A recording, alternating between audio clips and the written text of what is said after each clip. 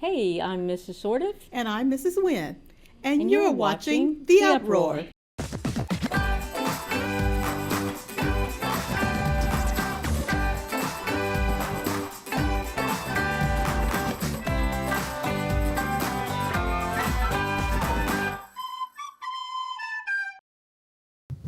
Hello everyone, welcome to UpRoar. I'm Val. And I'm Braden. We're glad you're here. February is Black History Month, and here in studio to take a closer look into the influential life of Ida B. Wells is Michaela. That's right, Braden. The story of Ida B. Wells tells us about her courage, resilience, and unflinching commitment to justice. As a pioneering journalist, educator, and activist, her life's work tells us several important lessons.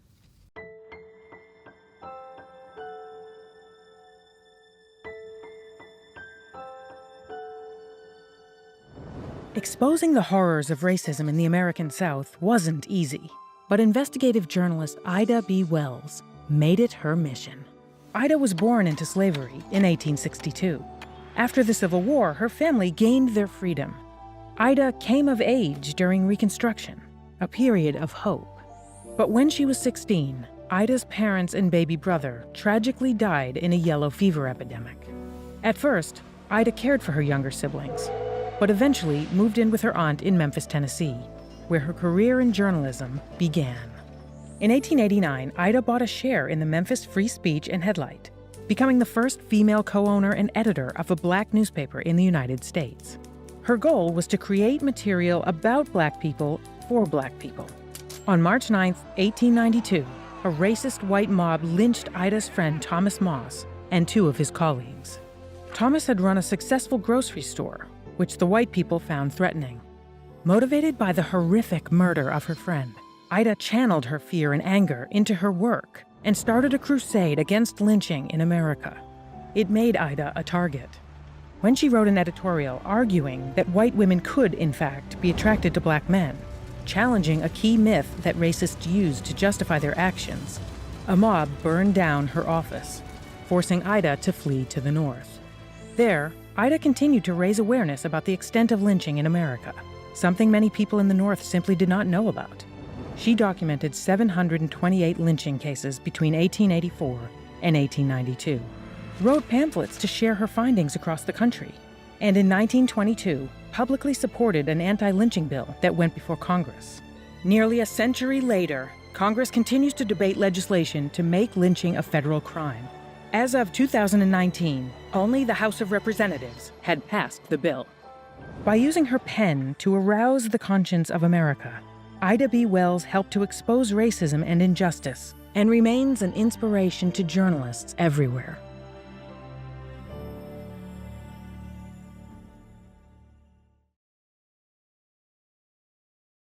Ida B. Wells' life story teaches us about the relentless pursuit of justice, the importance of speaking out against injustice, and the lasting impact of advocacy and activism on society. Her work continues to inspire those who fight for racial equality, gender justice, and the right to marginalized people today. Thank you, Michaela. On the 26th, our Ag program will have state officers, President Gabby Howell and Area 1 VP Jocelyn Eubanks, at our school to do a chapter program. These two state officers will lead our students through leadership development activities throughout the day. In addition, on the 27th, we will host Kathy Kendrick again in the greenhouse to help encourage the students in the Ag program to participate in greenhouse management and propagation. We are calling this program Gardening with Pookie, which is a runoff of a previously piloted program called Gardening with Grandmas. And now for our updates on our esports team. For the spring season, we just completed week 2 of regular season, and here are rankings for Super Smash Bros. These rankings out for the 151 teams throughout the Central Time Zone. Our Rocket League team is currently 1-1 and are ranked 38 out of 115 teams. Our two Fortnite teams have a battle with reschedules due to snowstorms in the Midwest, but are still ranked pretty highly, out of 146 total teams. And finally, 3 Madden 25 players are representing well out of 96 total players, with Xavier Finley remaining undefeated and ranked 3rd overall. Interested in doing a little dancing? The West Florida cheerleaders are sponsoring their annual sneaker soiree, with the new date being Saturday, March 1st in the gym. Contracts and tickets are available in front of Mrs. Games' room in Building 4.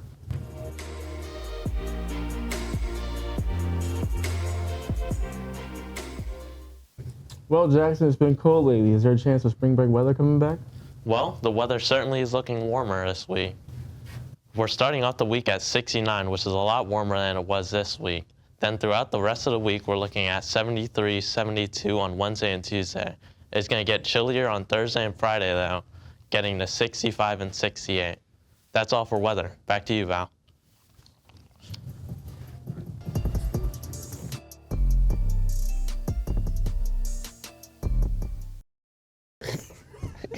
Good afternoon, Jax.